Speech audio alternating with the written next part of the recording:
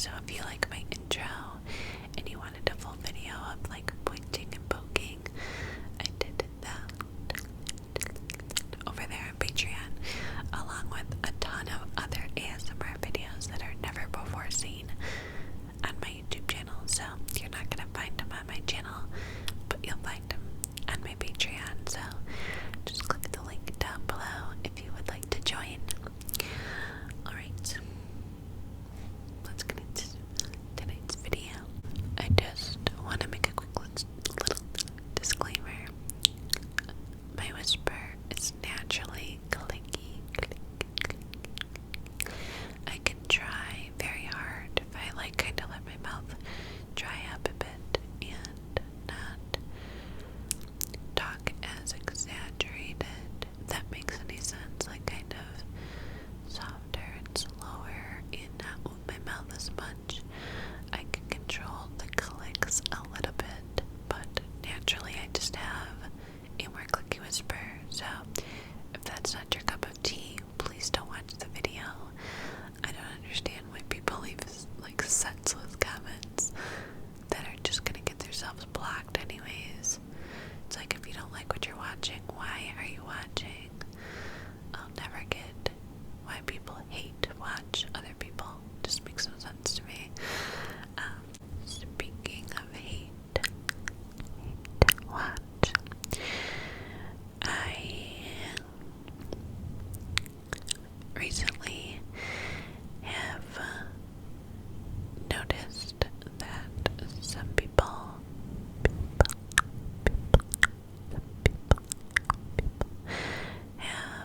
that I know personally have been watching my videos, and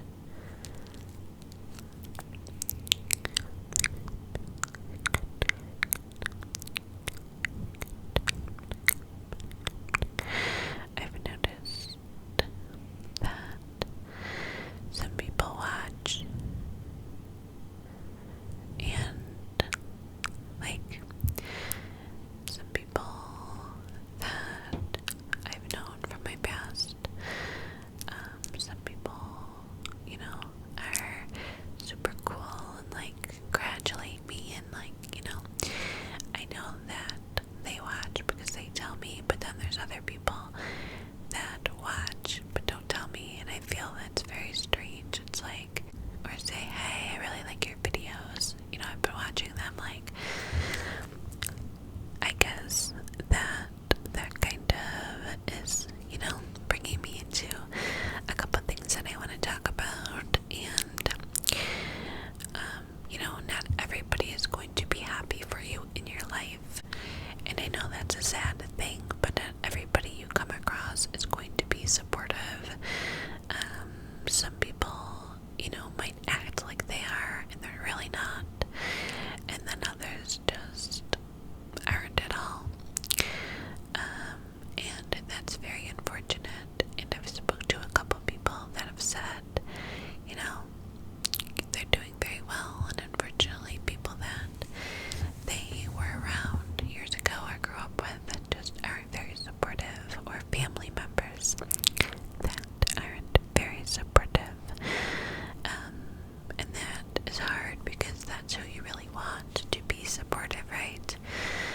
I've had a family member where they will always kind of focus on the negative, like if there's something going wrong in my life or in the past when I was living the life I was living, it was very easy for them to like talk about, oh, you did this and you are, you know, we're doing this, and very easy to focus on that and bring up that. But now that I have my life on track and I've been, you know, living the right way for 8 years now, and I am doing well, you know, it's such a blessing, and I've worked hard to get to where I am in my career and with YouTube, and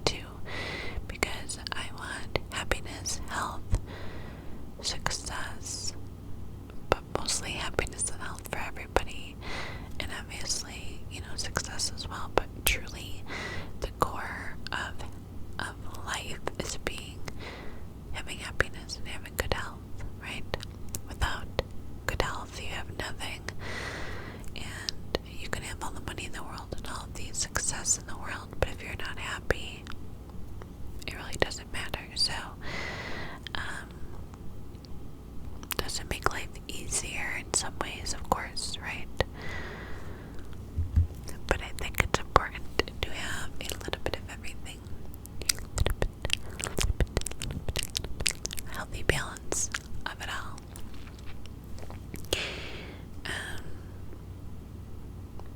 And the things I say in this video are my pure opinion, and you're entitled to yours, I'm entitled to mine. Everybody has different opinions and views, and that's what makes us human. That's what makes us special. So, I just want to put that out there.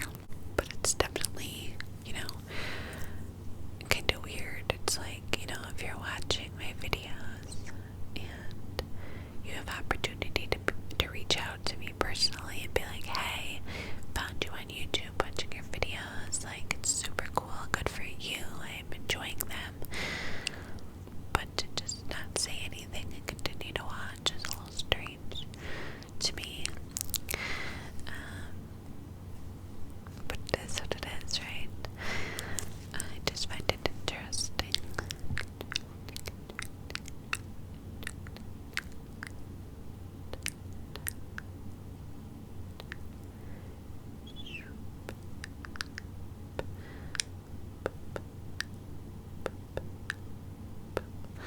But like I said, I think because there's people still struggling, right? And then there's me that was struggling and kind of living the same life as them at one time.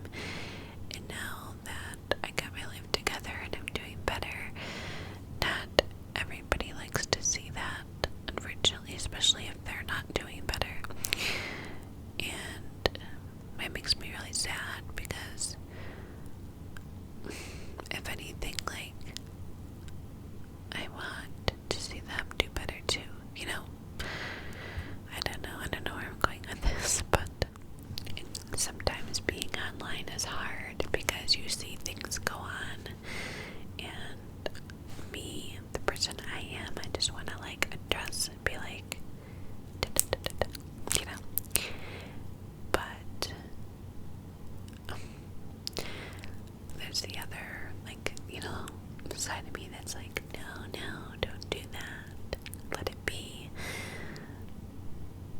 But I've been speaking to some other, ASMR creators, and I know, they get frustrated at similar things, and it's just like,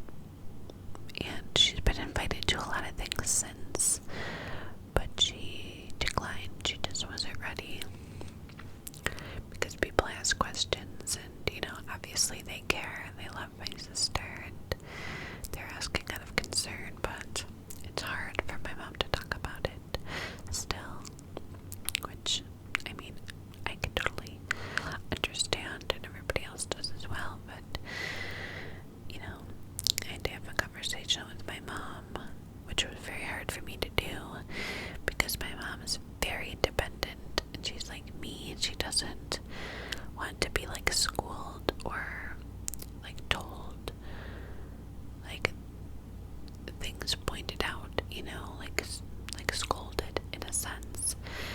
And she's always been the one there for me, and now I'm trying to be there for her and kind of like, apply things that I've learned with being in the career that I am in and learning things in school and just throughout life because of things I've gone through about mental health, depression, about, learning coping skills that are healthy, and I just don't want to lose my mom's spirit. She's such a bright, cheerful person, and like I can't imagine what she's going through as a parent. Like a parent should never have to prepare their child's funeral. Do you know what I mean? Like they should never have to bury their child.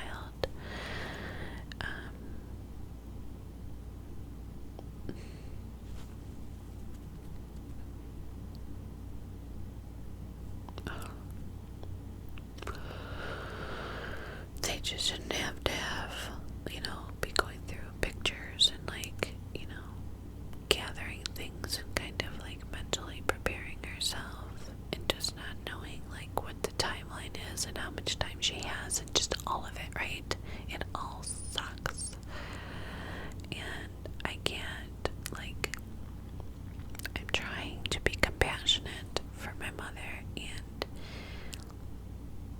understanding and put myself in her shoes, but at the same time trying to pull her out.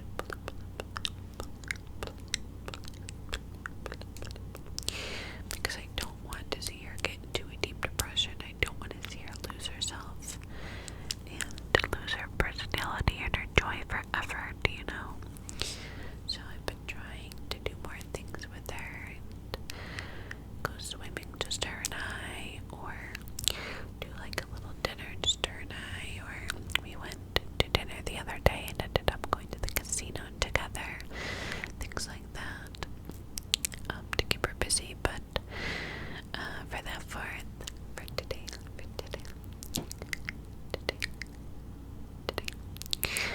my cousin has a really nice house out in the suburbs. Like I live in the suburbs, but she lives in the suburbs, the very elite. Like I live in a really nice suburb, but she lives in a really, really nice suburb.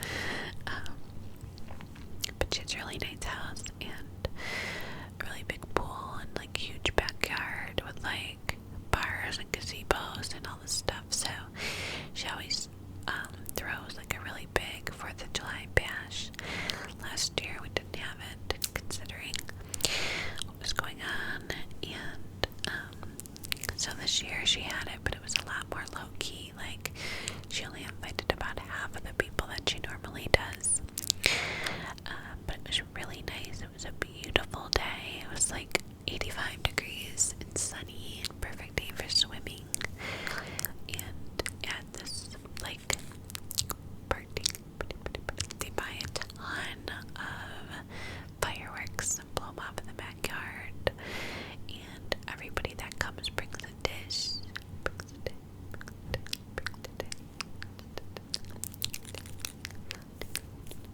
and a dessert, and there's just so much food. It's just food heaven. I look forward to it every year. Even when I move, I will be coming back for the 4th to go to my cousin's party. It's, and they day drink, and she has slushies and a bar, just the whole shebang. But it was nice to see everybody, and my mom seemed like she was in good spirits and having a good time. So that made me really happy. And my cousin Joe is getting married, and his wedding showers in a couple weeks. And me and my friend, so I'm looking forward to that. My cousin Joe was like Dennis the Menace when we were younger, and I was the older cousin, and I would make him do stuff, so he would purposely get in trouble, so I would laugh. I used to find it so funny, which is like so bad. But he was just like a menace, and his dad was like this Italian guy, and he would yell so loud and just like scream his name and like make him go stand in the corner, like, you know, not major real trouble, but like just funny things. So like his dad would go to the bathroom, and I would make my cousin Joe go hide. You know how like the sinks have the cupboards underneath? Well, he used to be able to fit in there because he was kind of little, and he would go in there and hide, and then when his dad would go pee or go in the shower, he would like jump out at him. And I could like hear his dad yelling from downstairs, and I would just be like trying not to laugh, but like ready to pee my pants because I was laughing so hard in the inside. But we just laugh constantly when we see each other because we have such good memories, like growing up as kids. So he's getting married, and they're also moving to the Carolinas, which I'm really excited about. So we will still be close to each other down there, and hopefully, you know, be able to meet up and continue our cousinship down there. I'm really happy about that. And then me and my best friend are trying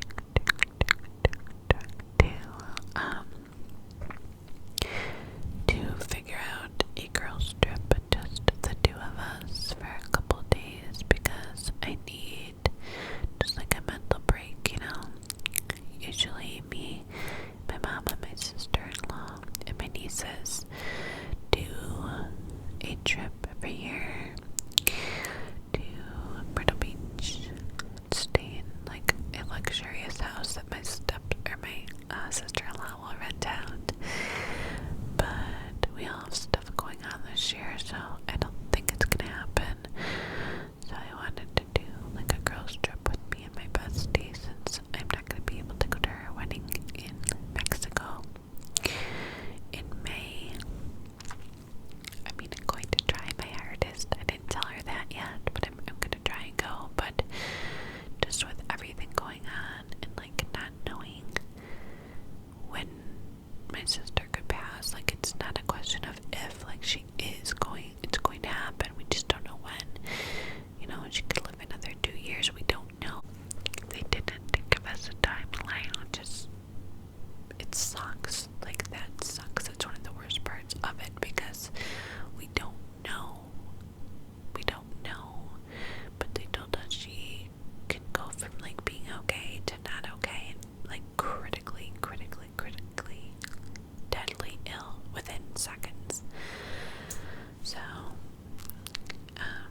but like I said, I just know myself, and I need like a little break. I need a break from everything. I love my son, I love him to death, but I'm always on my feet. I'm always cleaning, I'm taking care of him, and I'm putting him first, and you know, I just need a break. So we're trying to plan like a little 2-day trip, and we kind of got into an argument about it, because I was planning a little trip for her as almost like a gift to her, for her wedding, and she didn't want to go where I was planning to go, and she said it was too expensive.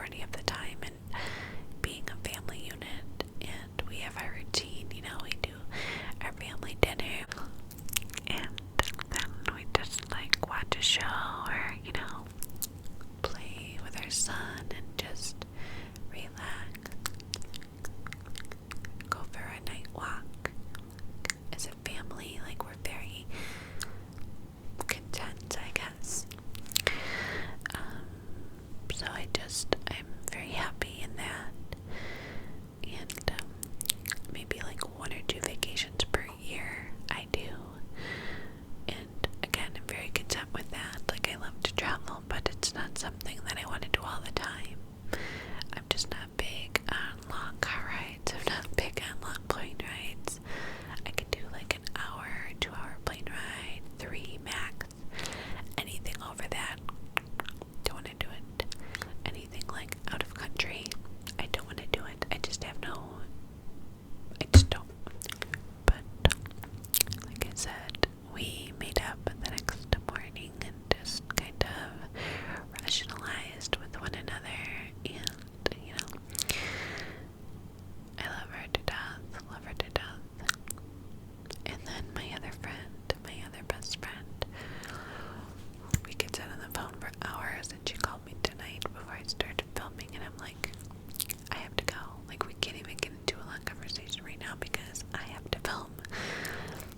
She's like, okay, call me when you're done. And I'm like, oh, does anybody else hate being on the phone when they're tired? I can't do it. I'm like, text it, call you tomorrow. In general, I just am not a big phone call person. My ankle just popped. I would much rather text or even send voice memos. I just don't like to be on the phone. And if I am on the phone, I always have it on speaker so that I can be like doing something else. Or like, I'll be talking on the phone, like surfing the web at the same time. I just don't like to be like this. I hate it. I'm going to, what in the hail? I'm going to really try and be present every single day for the rest of the summer and really enjoy each and every day. I feel like I'm always looking forward to something, right? Like, oh, this is coming up, looking forward. And I want to be more present because tomorrow's not guaranteed. And that sounds so cliche, right? But honestly, it's really not. And the situation with my sister has really grounded me mentally. It's really done things to my mind, good and bad. But I'm trying to focus on the good and not let myself get, too overwhelmed with sadness and grief, and keep myself busy. Everything that I'm preaching to my mom, I'm doing for myself. And I'm lucky enough to have learned from my mistakes, to have learned from the shit I went through before, because when I would go through things, I would numb myself and reach for the nearest whatever to deal with whatever I was going through. And I didn't have to feel anything, but it didn't help anything. It only made everything worse. And that's something else I wanted to talk about, to recognizing addiction. If you are constantly, if every time you go through something, you are looking for a substance, or even a cigarette, or whatever it may be, that may be an issue. More than likely it is. If you're becoming reliant on something to get you through, So, again, I've learned a lot from what I've gone through and from what I'm learning with school and, just everything. And just watching other people's situations, right?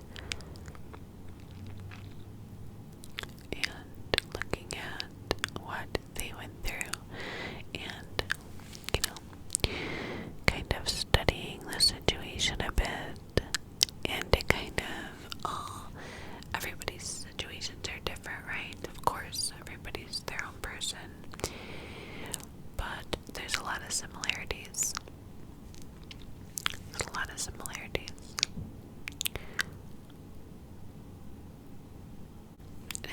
it's a situation for you, recognizing it is the very first step, and, admitting it to yourself, that's huge. So, talk to somebody, write things down, and burn it if you have to. Just let it out on paper, let it out somehow, some way. Definitely get hold of a professional and get yourself help. And if you're dealing with someone who is addicted and you're wondering, what you can do to help, I've seen some questions about that recently in my comments. And unfortunately, as hard as this is for me to say, because I've dealt with people who are addicted to whatever, and you want nothing more than to help these people, right? And get back the person you love, the person before the addiction. And unfortunately, that's going to take a long time. Just putting down whatever the substance is doesn't make you better right away. It takes like a year or more for your brain to heal and get back to where it was. And hopefully it does change you for the better. Going through those kind of experiences, you end up learning a lot about yourself. You have to do a lot of inventory, learn a lot about